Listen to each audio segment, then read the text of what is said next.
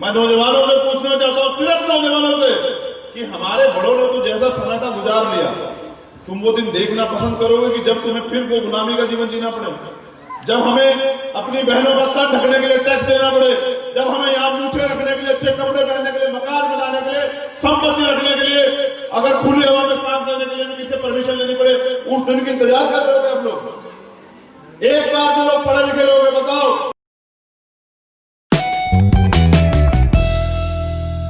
जिन्होंने तुम पे इतने लंबे समय तक गुलामी थोप के रखी, उनसे उम्मीदें कर रहे जिन्होंने यहां हमारी बहनों को सताया, इस सिस्टम को, पुलिस को, तमाम तरह के लोगों को यूज करके हमारी माताओं को, बहनों का लाठी मारे, हम लोगों को जेल में जाके बंद कर दिया, उनसे उम्मीद कर रहे हो कि वो तुम्हारे हित के काम करेंगे? अरे मैं कह रहा हूं कि तुम लोग इसलिए यहां शर्म करके रहते छिपके कि तुम्हें लगता है कोई तुम्हें सता देगा। जाओ, मैं तुम्हें पूरी ईमानदारी से कहता हूं कि जाओ, तुम खुल के अपने घरों में लिखो, मैं देखता हूं कौन तुम्हारा बाल बाबा करता है। अगर किसी व्यक्ति की तरफ यहां आग उठेगी तो यहां इतने सर दिखाई देंगे, इतने लोग दिखाई देंगे कि आगे सरकार जो है वो घुटनों पे आ जाएगी एक दिन में। याद रखना मेरी बात।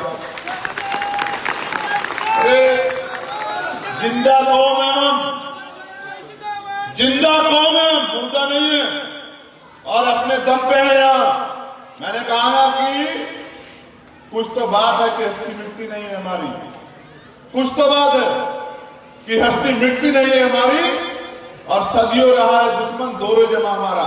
जब से लेके देखो, जब से हमारा राज गया है, तब से लेके आज तक हमेशा हमारे खिलाफ साजिशें हुई, हमें रोकने का प्रयास किया, हमें डराने का, धमकाने का, हमें सताने का प्रयास किया, हमारा मनोबल तोड़ने का काम किया गया। लेकिन फिर भी हम जिंदा हैं, और जिंदा इसलिए हैं कि हमारे गुरुओं ने हमें बल दिया। गुरु नानक देव और तमाम 10 गुरु हमारे, आप देखिए कुर्बानियां दी। सूरा सो पहचानिए जो लड़े दीन के हेत, और पुर्जा पुर्जा कट मारे कभी ना छाड़े थे। मैं ये बात आपको क्यों बता रहा हूं? क्योंकि पता नहीं किस वजह से आप अपना बल खो बैठे हो। आपको लगता है आप कमजोर, कौन कहता है कमजोर है? वही दिमाग, वही बुद्धि, वही तन, वही शरीर, वही रोटी तुम लोग खाते हो, दूसरे खाते हैं, उनमें जोड़ने के लिए आप लोग क्यों नहीं जोड़ पाते? देखो, मैं ये यहां कहने आया हूं आपसे, जब जंगल में आग लगती है ना, नौजवान सुन लें, जब जंगल में आग लगती है तो बचने के लिए अगर कोई ऊंची जगह हो तो चाहे वो किसी का कितना बड़ा दुश्मन हो, उदाहरण के तौर पे जैसे सांप और नेवला, जैसे बकरी और शेर, जैसे चूहा और बिल्ली, और तमाम लोग क्या करते हैं अपनी जान बचाने को ये उसी पेड़ पे चढ़ जाते हैं जो पेड़ ऊंचा होता है, जहां उनकी जान बचती है। जब ये तुम्हारे खिलाफ इतनी साजिशें हो रही हैं, जहां संविधान को खतरा है, तुम लोग क्यों एक नहीं हो रहे? बड़े सोचने का विषय। मेरे जिंदाबाद करने से, मेरे नारेबाजी करने से कुछ नहीं होगा। आपको अपने हिस्से की लड़ाई अपने आप लड़नी पड़ेगी, और अगर आप नहीं लड़ोगे तो वो दिन दूर नहीं कि जब गुलामी दोबारा से आ जाएगी। मैं नौजवानों से पूछना चाहता हूं, सिर्फ नौजवानों से, कि हमारे बड़ों ने तो जैसा समय था गुजार लिया, तुम वो दिन देखना पसंद करोगे कि जब तुम्हें फिर वो गुलामी का जीवन जीना पड़े, जब हमें अपनी बहनों का तन ढकने के लिए टैक्स देना पड़े, जब हमें यहाँ मूछे रखने के लिए, अच्छे कपड़े पहनने के लिए, मकान बनाने के लिए, संपत्ति रखने के लिए, अगर खुली हवा में सांस लेने के लिए भी किसी परमिशन लेनी पड़े, उस दिन की इंतजार कर रहे हो आप लोग? एक बार जो लोग पढ़े लिखे लोग हैं, बताओ अगर संविधान हटा दिया जाए क्या होगा आपकी? और तुम्हें लगता है कि संविधान की रक्षा कोई और करेगा? लोकतंत्र इसलिए बना कि पावर ट्रांसफर हुई थी, लेकिन जो इस देश का गरीब समाज था उसको हक अधिकार उससे कैसे मिले, इसलिए नीचे से लेकर ऊपर तक पूरे नुमाइंदे बिठाए गए। और ये पुलिस के लोग हैं ना, ये जो प्रशासन के लोग हैं, ये आपके मालिक नहीं है, ये आपके नौकर हैं। इनको तनख्वाह मिलती है कि ये आपका काम करे, आपकी सुरक्षा करे, ये आपके मालिक नहीं है किसी वक्त से। इनको तनख्वाह इसलिए मिलती है कि सिस्टम इसलिए बनाया गया कि आम आदमी की सुरक्षा और उनके अधिकार सुरक्षित रहे, कोई उनके अत्याचार ना कर पाए, कोई उनके अधिकार को छीन ना पाए। लेकिन आप लोकतंत्र की वैल्यू समझ ही नहीं पाए। आपको लगता है कि ये नेता आपके मालिक है, आपको लगता है ये प्रशासन आपका मालिक है। अरे इस देश में जनता मालिक है, और जो जनता चाहेगी वो होगा। तो मेरी माताएं मैंने बैठी हुई, देखो तुम लोग तो नौजवान बैठ भी नहीं पाए, ये देखो कितना जज्बा है। और इनकी वजह से है चंद्रशेखर। और जाओ तुमसे कहते हैं अपनी माता बहनों से, इस नाम को, इस बात को याद रखना कि जहां आपके स्वाभिमान पे आंच आएगी तो चाहे कुछ भी करना पड़े पीछे नहीं हटेंगे। बिल्कुल ये बात याद रखना हिमाचल के लोगों। हम यहां किसी को सताने के लिए नहीं है, लेकिन कोई अगर हमारे स्वाभिमान की रक्षा, हमारे स्वाभिमान का अपमान करे, हमारे स्वाभिमान को बेइज्जत करे या हमारी बहनों माताओं को सताए या इस तरह की जुल्म जाति करे जो 2005 में हुई थी, तो वो किसी कीमत पे बर्दाश्त नहीं होगी। और ये बताने के लिए मैं देखो, लोकतंत्र में जिसके पास ज्यादा वोट होती है उनका राज होता है। और वोट पूरे देश में आपके पास क्या आपका कुछ है? अगर कुछ होता तो क्या आपके साथ ये 2005 होता? आपका कुछ होता तो क्या आपके साथ 2019 दिल्ली में होता? और चलो छोड़ो, आज वर्तमान पे आते हैं। ये मंच पे सब पढ़े लिखे लोग हैं। आज हमारे किसान भाई, मजदूर भाई दिल्ली के रोडों पे, देखो दिल्ली देश की राजधानी है नहीं है, कोई किसी को राजधानी में जाने से कैसे रोक सकता है? लेकिन ये हुकूमत देखिए, जालिम हुकूमत कि दिल्ली नहीं जा सकते हैं किसान, उनको रोका गया है। और 120 से ज्यादा लोगों ने शहादत दी है। बात इसलिए बता रहा हूं कि बिना कुर्बानी दिए कुछ नहीं मिलने वाला आप लोगों को। बिना कुर्बानी दिए कुछ नहीं मिलेगा। उनकी हिम्मत और उनके हौसले की दाद दीजिए कि 120 से ज्यादा लोगों ने शहादत दी थी, उफ नहीं कर रहे हैं और पीछे नहीं हट रहे हैं। पूरी सरकार एक तरफ और इस देश का भगवान, इस देश का किसान एक तरफ, और सरकार को नाक तले जो है चने चबवा रखे। देखिए ये होती है ताकत। एकता में कितनी शक्ति होती है पता है? ये होती है शक्ति। और किसान, जिन लोगों को लगता है कि किसान बर्बाद हो जाएगा तो कुछ नहीं, हमारा कुछ नहीं जाएगा, किसान बर्बाद हो जाएगा तो ये देश बर्बाद हो जाएगा। जो 10 रुपए किलो आटा जो है अभी मिलता है ना, 10-15 किलो का आटा, वो अडानी अंबानी के दुकानों से, उनके स्टोरों से 100 रुपए किलो मिलेगा। और आपको अगर बच्चों का पेट पालना होगा ना, मेरी माँ, मेरी बहनों, हमारे बुजुर्गों, हमारे नौजवान साथियों, तो उसके लिए जो है ना आपको ऐसे हाथ फैलाना पड़ेगा। रोजगार छीन लिया, कितनी नौकरी दे रही है सरकार बताइए? सेंट्रल गवर्नमेंट से कोई नौकरी निकल रही है क्या? हमारे लोग पढ़े कि भाई पढ़ के जो है हम लोग आगे बढ़ जाएंगे। रिजर्वेशन को खत्म कर दिया है, सारे सरकारी डिपार्टमेंट प्राइवेट कर रहे हैं और हम लोग इंतजार कर रहे हैं।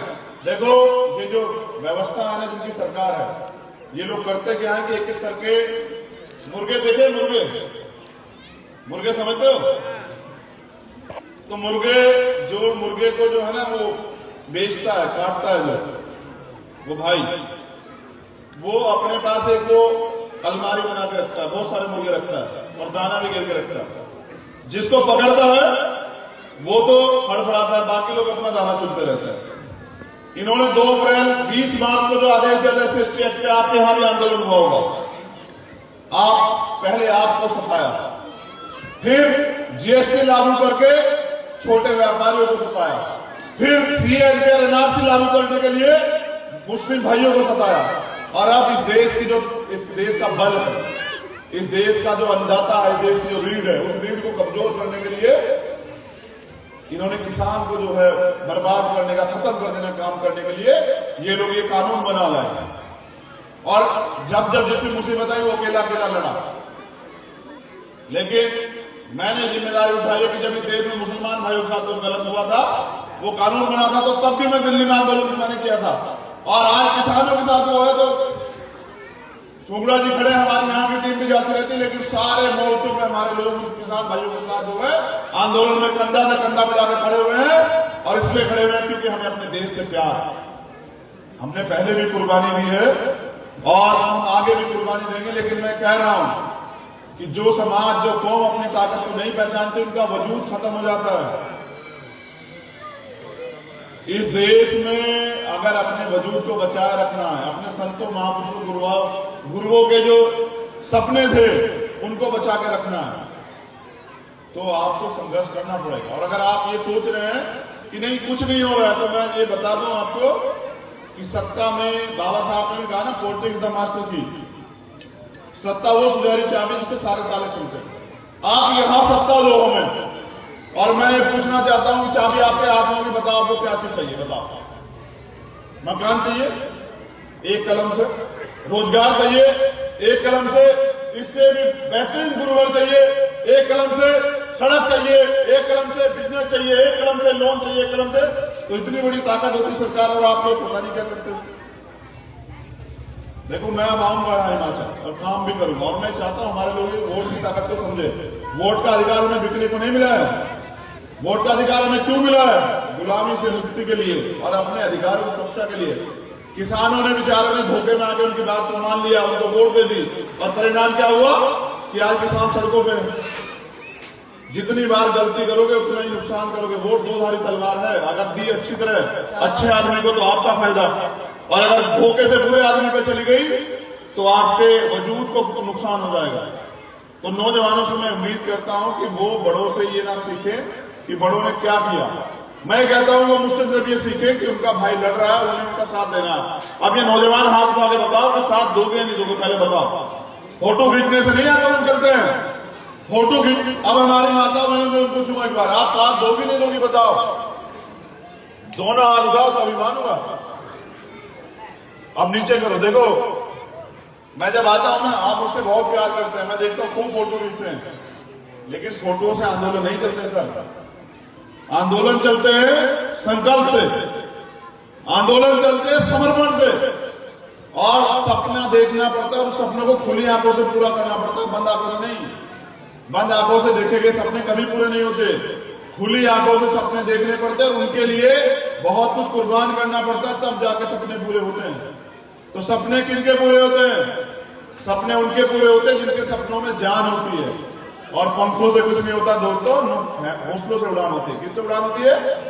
हौसलों से। तो हौसले बनाओ, हम दोबारा ऐसा कुछ भी नहीं होने देंगे पर इसमें हिमाचल में, और आने वाले कल में हम यहाँ एक बड़ी शक्ति बन के जो है बताएंगे कि हम कौन है और हमारे अंदर कितनी क्षमता है।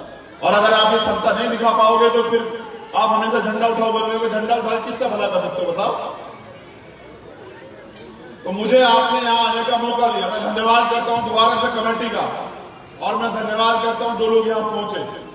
मैं धन्यवाद करता हूं, सलाम करता हूं सभी क्रांतिकारियों को जिन्होंने इस गुरु घर को, हमारे मान को, सम्मान को बचाने के लिए जेल काटी, कुर्बानियां दी, लाठियां खाई। मैं उनको धन्यवाद करता हूं, उनका सम्मान करता हूं।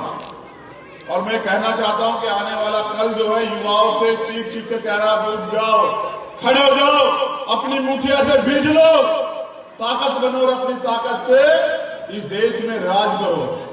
और अगर तुम लोग राज करने के लिए नहीं खड़े होंगे तो अयोग्य लोग आप पे शासन करेंगे। चाय बेचने वाले सरकार चलाएंगे, और जब चाय बेचने वाले सरकार चलाएंगे तो देश चुपचाप करके बिक जाएगा। हमें ये मुल्क हमारा, हमें इसको बिकने नहीं देना भाई। देखो मैं सरकारों को इसलिए नहीं ज्यादा कह रहा हूं, सरकार को अपनी अपनी नीति पे वो अपना काम करते रहेंगे, तुम क्या करोगे ये तुम्हें फैसला है ना। कब तक सीखोगे और किस किस चीज से सीखोगे? नहीं सीखना। इस देश में कॉन्स्टिट्यूशन है और आर्टिकल 14, 15, 16, 17, 18, 19, 21, 22, 23, 24, 25, 26 धार्मिक आजादी, freedom of speech, freedom of expression, सब कुछ है आपके पास। भारतीय संविधान को पढ़ो, अपने हक अधिकारों के लिए लड़ो और खड़े जाओ। आने वाला कल तुम्हारा चीख चीख के पुकार रहा है कि चलो पहले हिमाचल की तरफ, और हिमाचल से रुख करेंगे दिल्ली की तरफ, और देखते हैं बाबा साहब अम्बेडकर का सपना कैसे पूरा नहीं होता। और अगर बाबा साहब अम्बेडकर का सपना पूरा नहीं हुआ तो हमारे नौजवान होने पे या हमारे जो अधिकार हमें मिले हुए उनके होने पे गर्व नहीं करना चाहिए।